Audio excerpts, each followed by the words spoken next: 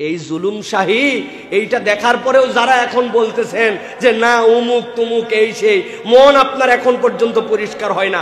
আপনি মানুষ কিনা সন্দেহ আছে, আপনি মানুষ কিনা সন্দেহ আছে। হুজুর আপনাদের ভিডিও প্রচুর দেখি, কিন্তু এই বিগত 10 বছর একটা লাইক দিতে পারি নাই, কমেন্ট তো দূরে। রোগীর নিবন্ধন ছাড়া আমরা সাহস করে দু একজনকে দেখছি হাসপাতালে রোগীর ট্রিটমেন্ট করতে দেয় নাই। এটা কোন দুনিয়া? এখন পর্যন্ত যারা এইগুলো স্বীকার করতে পারতেছে না, ওরাও ঠিক আবু লাহাব আবু তালেবের আপন দোসর। চিটাং মেডিকেলে গেছি, একটা বাচ্চা 11 বছর বয়স, হাতটাতে এরকম করে ঝুলায় বাঁধানো আছে, তার কাছে গেছিলাম শেখ আহমদুল্লাহ সহ। শেখ জিজ্ঞাসা করছেন, বাবা তুমি কি আন্দোলনে গেছিলে? বলে জি। কেন? বলে আমার ভাইকে আগের দিন ছররা গুলি মেরে পিঠের মধ্যে, কত গুলি জানি না, আমি পরের দিন গেছি। তোমার এটা কেমনে হলো? বলে আমার দিকে ওই সাউন্ড গ্রেনেড, তারপরে হচ্ছে ওই যে আগুন সহ গ্রেনেড, এক ধরনের পুলিশ যখন এইগুলা মারতেছিল, ধোঁয়া, এই যে টিয়ার শেল, আমি হাত এরকম করছি, আমার হাতের এখানে লাগছে। লাগার পরে এই হাতের ভিতরে যা আছে সব গুঁড়া হয়ে গেছে, কিচ্ছু নাই, চামড়া পর্যন্ত নাই।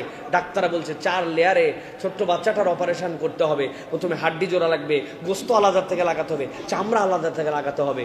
একটা 11 বছর 10 বছরের বাচ্চা, তার যে মনের মধ্যে দ্রোহের আগুন, তাকে যে কষ্ট দেওয়া হয়েছে আপনি কল্পনা করতে পারবেন না। বারবার বলছে আমরা গুলি করি নাই, আমি নিজে চোখে দেখছি, সেইগুলার ভিডিও করে রেখে দিছি।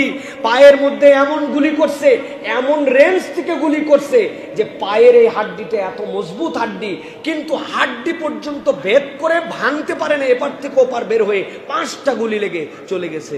গুলি করেন নাই, 5টা গুলি এখানে কেমন করে লাগলো? একজন লোক এত শুকনা, পেটটা তার এখান থেকে এই পর্যন্ত চিরা, শুয়ে আছে, আমাদেরকে দেখে হাউমাউ করে কেঁদে দিছে। আপনার সরকার কর্তৃক নির্ধারিত যে ট্রিটমেন্ট ফি সেগুলি চলবে, কিন্তু আসন্না ফাউন্ডেশন আপনি আগে খরচ করছেন, পরিবার মেনটেনের জন্য যে কষ্ট হচ্ছে, ওইটার জন্য 50,000 টাকা দেওয়া হয়েছে।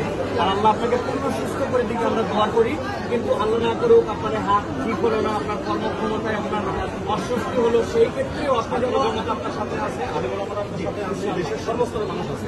আল্লাহ ভরসা রাখবেন, কোনো টেনশন নেই। ভাই তুমি কি করতে? বলে হুজুর আমি কাঠ মিস্ত্রি। তো তুমি কেন এখানে গেছো? বলে হুজুর আমাদেরকে ধাবরায়া বাইতুল ফালা মসজিদের সামনে থেকে এক গলির মধ্যে ঢুকাইছে, ঢুকানোর পরে ওপেন গুলি করতেছে, সবাই পালাচ্ছে। আমি চলেই গেছিলাম, পরে খেয়াল করে দেখি একজন বৃদ্ধা মহিলা, সম্ভবত ভিক্ষুক, জুমার নামাজের পরে ভিক্ষা করে, হুজুর ওই ভিক্ষুকটা উপর হয়ে পড়ে গেছে। আমি চিন্তা করলাম আমি এত স্বার্থপর হব যে আমি চলে যাব আর আমার এই চাচিটা পড়ে থাকবে?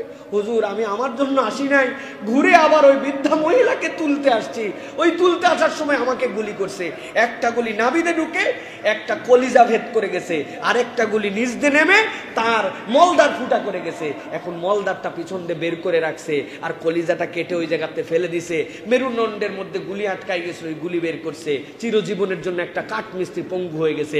আপনি বলছেন আমি জনগণকে গুলি করি নাই, কি কারণে গুলি করলেন? কি কারণে জুলুম করলেন? আল্লাহ রাব্বুল আলামিন জানাচ্ছেন হাবিবকে দিয়ে, একটা বিড়ালকে তুমি অন্যায়ভাবে খেতে না দেওয়ার কারণে এই পরিণতি যদি তোমার হয়, তাহলে এইগুলা কাজ যারা করছে তাদের পরিণতি কি?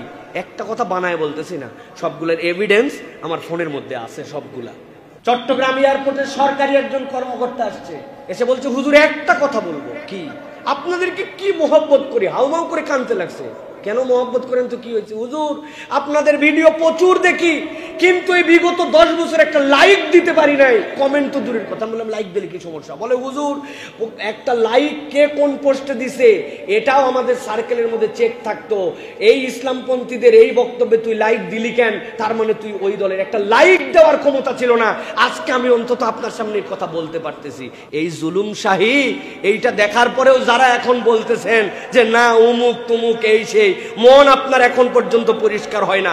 আপনি মানুষ কিনা সন্দেহ আছে, আপনি মানুষ কিনা সন্দেহ আছে। কালকে ডাক্তারের সাথে দেখা হয়েছে নিটোরের, নাম বলে দিতে পারবো, বললাম না। নিটোরের ডাক্তার বলতেছে সাইফুল্লাহ ভাই, এক লোক নামাজ পড়ে, আমরা নামাজ পড়তে দেরি করলে সে নামাজ দেরি করে না। মিথ্যা কথাও বলতে দেখি না, লোকজনের সাথে আচরণ ভালো। কিন্তু আমি এই 5 তারিখের পরে তাকে যাই ধরছি। আপনি এত গুণাধার হওয়ার পরেও নিটোরে এত পরিমাণ রোগী আসছে, আমাদেরকে ট্রিটমেন্ট করতে আপনি দেন নাই। রুগীর নিবন্ধন ছাড়া আমরা সাহস করে দু একজনকে দেখছি হাসপাতালে রুগীর ট্রিটমেন্ট করতে দেয় নাই।